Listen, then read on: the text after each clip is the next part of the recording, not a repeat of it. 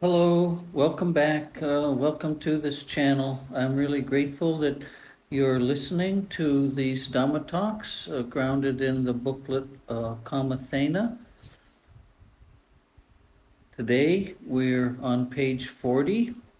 On page 39, I thought I had somehow omitted the definitions of doha and moha, and I ad-libbed some information about that.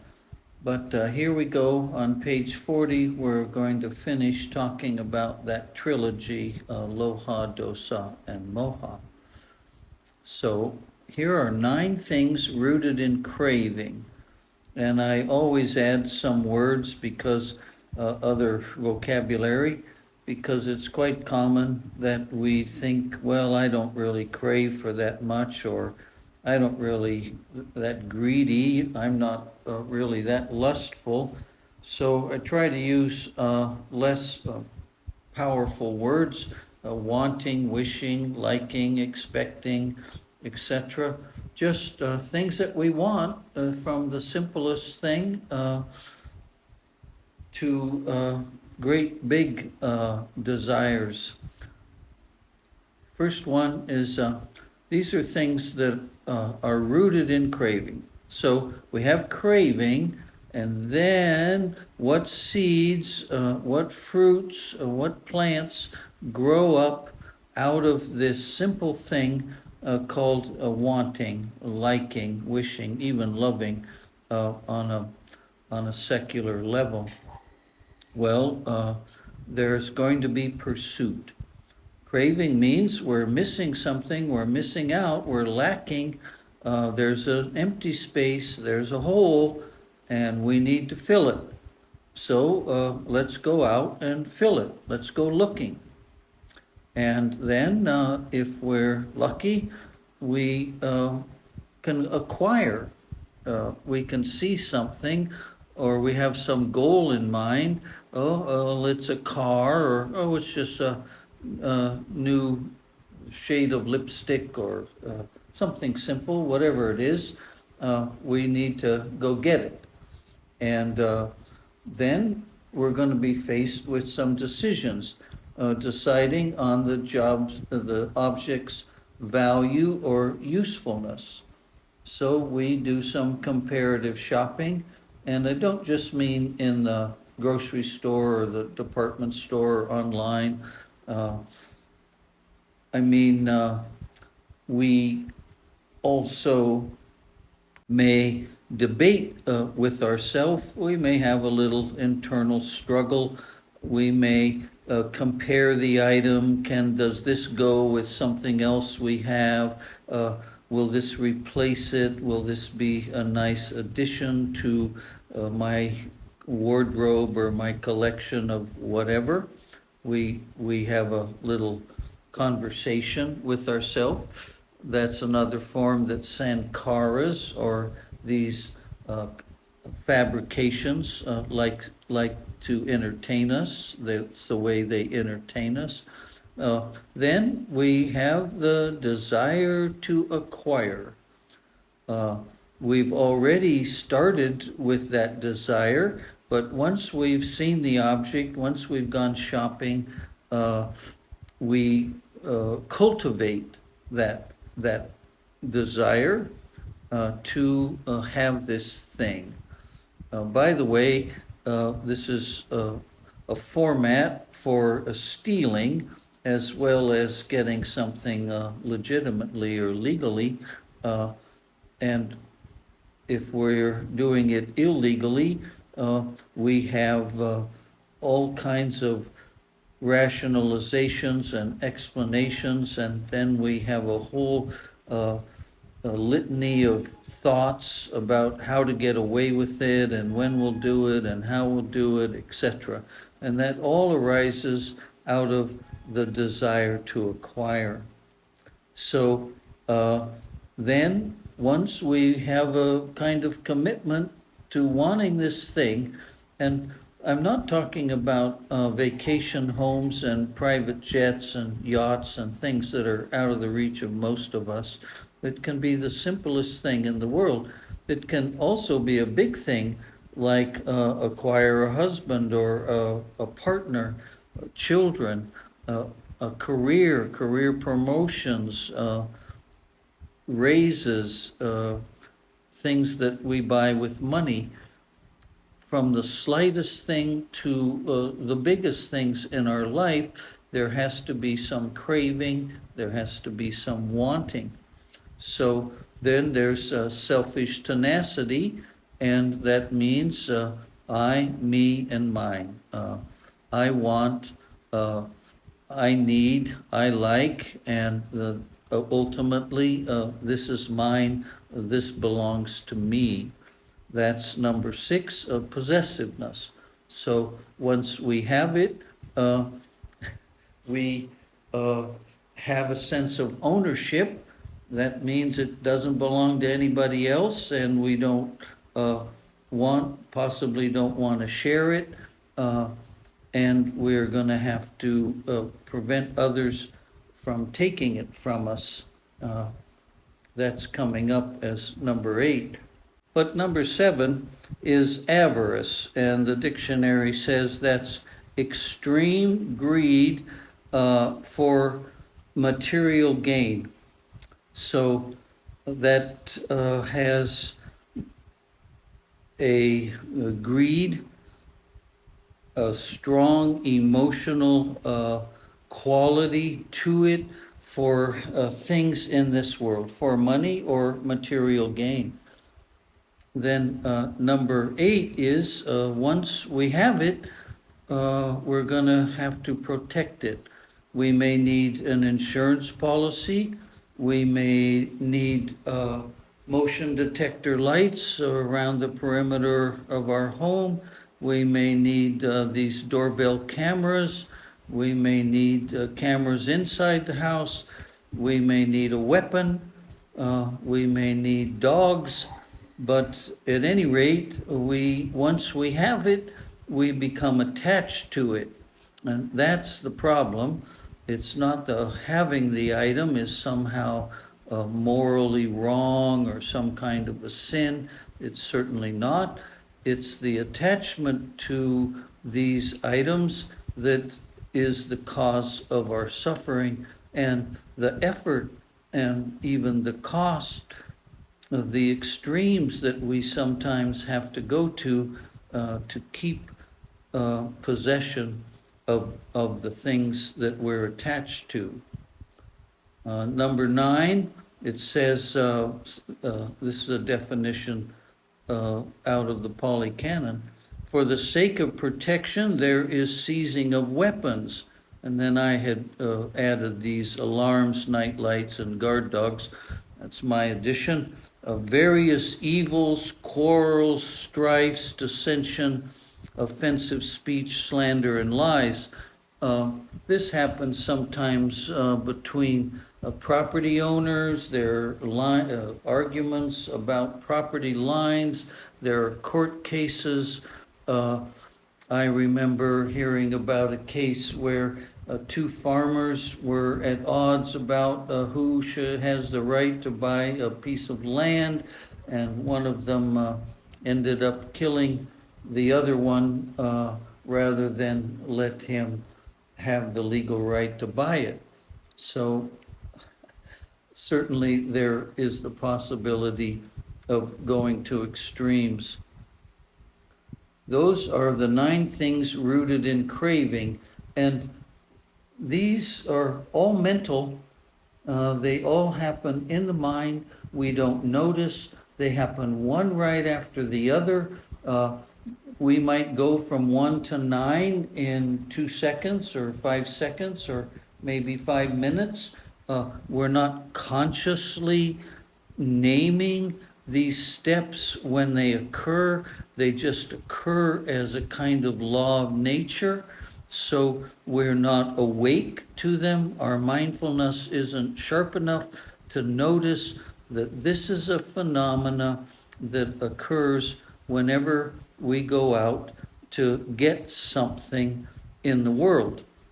I've also had the experience, I was a landlord once, and one of the tenants wanted to have me find a way she could have more closet space. The closet was quite small, and her hobby was shopping.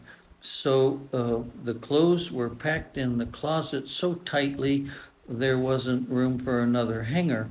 And when I was trying to figure out how to help her, I had to take some of the clothing out of the closet, and there was probably 20% of the clothing that had never had the tags removed. So in this case, she has a craving to desire, a desire to acquire.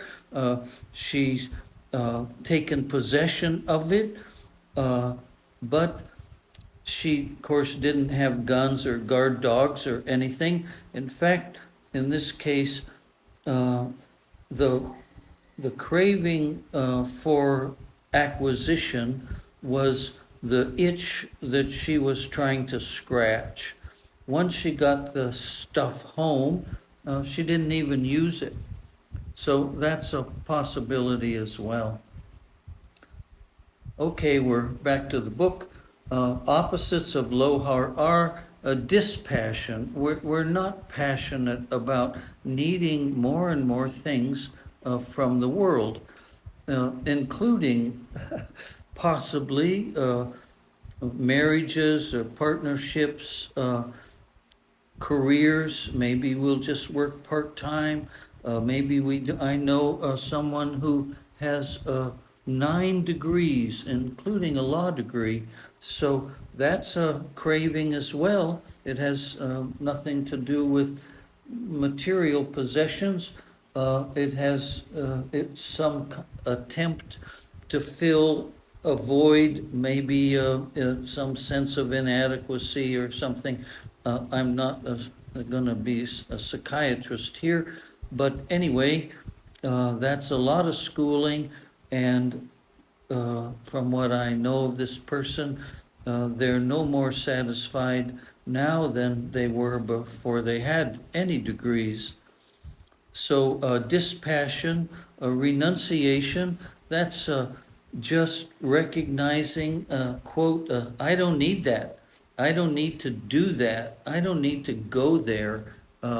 I renounce the whole idea that there are things in the world that are essential for my happiness. I renounce the wrong view about what brings real peace and real happiness. I renounce all those views. And then detachment.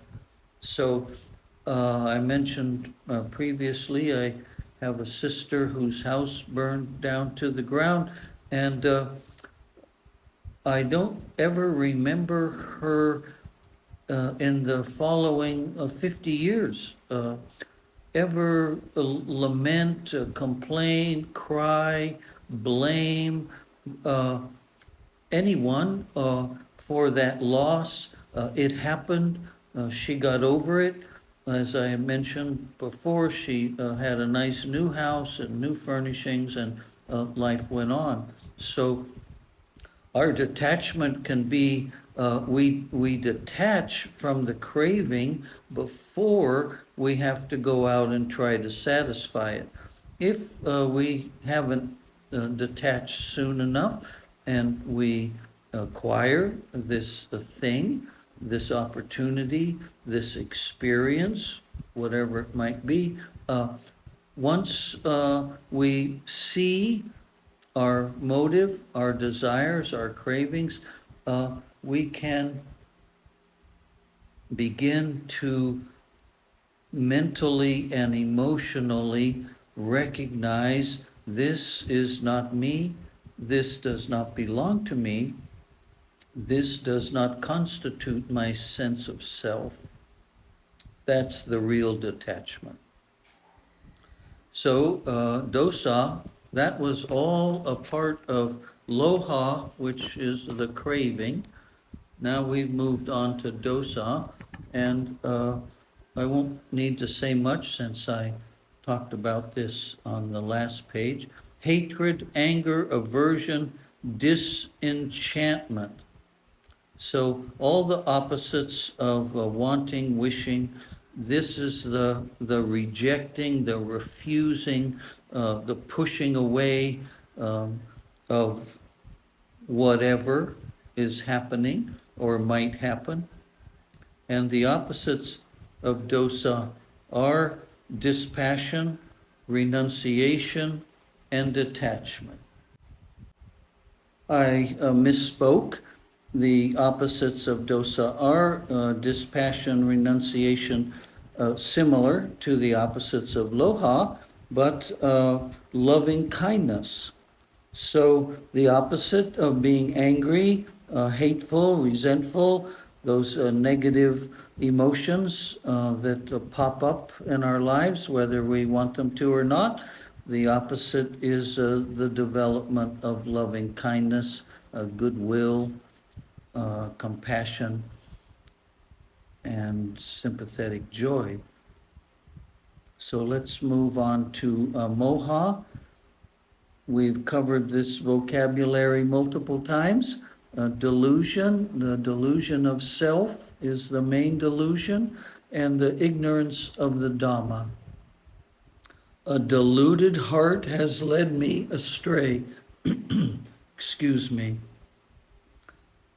So delusion and deluded, once we're deluded, we're on the wrong path, we have wrong view, we have wrong understanding or wrong intention, and we're led astray. The opposites of moha are wisdom and cessation. So this cessation is the cessation of wrong view, the cessation of craving and aversion, and this is possible when our concentration and our mindfulness reach a level of wisdom. All right, excuse me. Let's proceed to the 10 paramis. This is a parami is a perfection of our character. It's something like virtue, but it's the foundations of virtue, or it's the ingredients of virtue, or it's the components of virtue. So the first one is generosity. It says here in the book to go back to page 18, and I'm not going to do that. I'm just going to say that I've mentioned before, generosity may be with money, material things. It may be with our time. It may be volunteering or helping in some way. And it may be sharing skills or talents that we have. Those are the common forms of generosity. Generosity is the antidote to being a miser. It's the antidote to being greedy. This willingness to share, even giving up the last one that we have, many different ways we can let go of something in an effort to make someone else's life a little better. The other one is, number 2 rather, is virtue.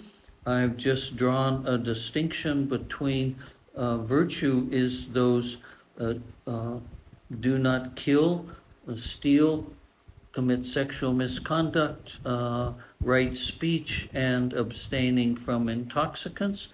That's the foundation that we build a virtuous life on. But these other 10 paramis are ingredients to living a truly virtuous life. You can read more about virtue on page 19. Nekama is renunciation. We're going to ultimately renounce the delusion of self. We're going to renounce that the material world is a path to happiness, that having things, acquiring things, going places and doing things is the way to be happy. We're going to renounce all kinds of misunderstandings, wrong views, wrong behaviors, wrong speeches, etc., wrong forms of livelihood. So we'll have a deep understanding of the Four Noble Truths, and we'll be ardently, with strong determination, trying to practice the Eightfold Noble Path. So, under renunciation, it says the perfection of dispassion, detachment, freedom from sensual lusts and desires, abandon absolutely everything without exception. So the main thing that we actually renounce is our attachment. We're not asked to divorce our spouse or stop being a parent to children or stop being kind or helpful to family members, etc. It's the attachment we have to the delusion of ownership that these things belong to me, they constitute who I am, and we're going to let go of every form, mentally and emotionally let go. We're not going to burn the house down. We're going to mentally, emotionally let go of this sense of possession that we have towards things in the world, without exception. The letting go of attachments at the moment of contact. So, if we've already own a home and all the furnishings and all the equipment, etc., and the kitchen and workshop, garage, and so on, we already have those things. So we may need to review how attached we are to them. I remember very clearly coming home from 10-day meditation retreats, and just naturally, without having thought about it, I would go through various drawers in the house, cupboards, go through my closet, just sincerely interested to have less, to be responsible for less, to actually touch the item and say, how important is this? How often do I use it? How needed is it? Is it worth having? Or is it something I can go to the store and get when I need it, since I haven't used this thing in a year or two or more? I wanted to lighten the load. So that's one way to let go. When we do need something, and there's plenty of things we need toilet paper and bath soaps and food and appliances to cook the food, etc. The suffering is always associated with attachment to it. So that's the words, letting go of attachments at the moment of contact. So this happens to us all day long. Let's say we're cooking a meal. Well, we have to use pots and pans and various dishes and kitchenware, etc. Every moment that we make contact with an item, we pick out a bowl from the cupboard, we get some food from the refrigerator, we do some cutting on a cutting board, we have a sense that this does not belong to me, this is not mine, this does not constitute myself, this is an activity that's required, that's necessary, but I'm not claiming it. I know that it's happening. I'm aware that it's happening. but I'm not claiming ownership. The moment of contact, that's what we're after. The sooner we can get to disclaiming things at the moment of contact, the more skillful we have become. The renunciation of sensuality and conceit. We've heard this over and over and over. We're going to hear it a lot more in the next 20 pages. Uh, there, we have to disclaim these things are happening to me. Not that they're not happening, not that they're unreal somehow, not that it's just a dream or a fantasy.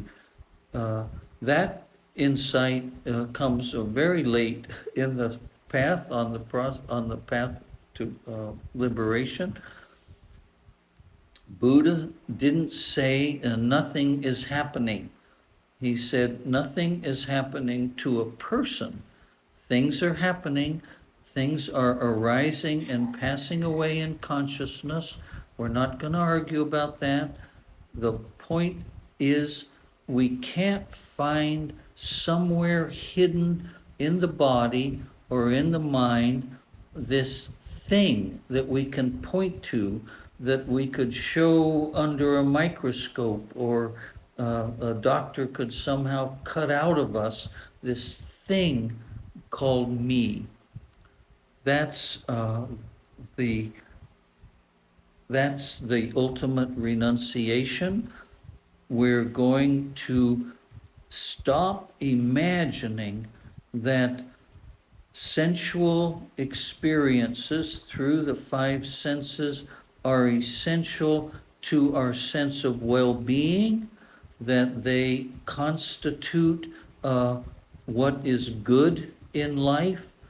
This is a delusion, this is wrong view, and we're going to just slowly wake up to how many different ways this delusion is experienced in our daily life, and this idea of conceit, that this experience is happening to me. Again, I stress this is the trophy, or this is the goal, or this is the culmination of walking the path.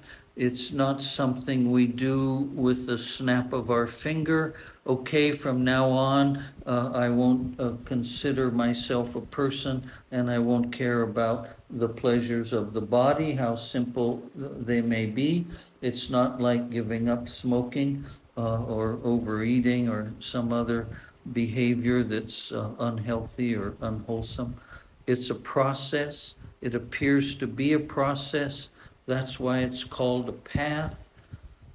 We're told at the end of the path, you wake up to an understanding that that whole process was delusional, and it was all based on the idea that I'm a person that needs to be liberated. I'm a person who's suffering. I'm a person who doesn't know the pure Dhamma. I have not known Buddha mind, Buddha nature, and I need to walk this path in order to discover it or recover it. But the last step is an insight that, oh wow, that was all part of the delusion. But in the meantime, for those of us who have not reached the end of the path, it's essential that we keep walking, we keep trying, we keep deepening our concentration and strengthening our mindfulness. Thank you again. As I always say, I'm so grateful that you've listened to this Dhamma talk, and I always hope and pray that there's some benefit to you and possibly to others, the seen, the unseen, the human and the non-human. May we all be blessed. May we all be fulfilled with a life of Dhamma. Thank you.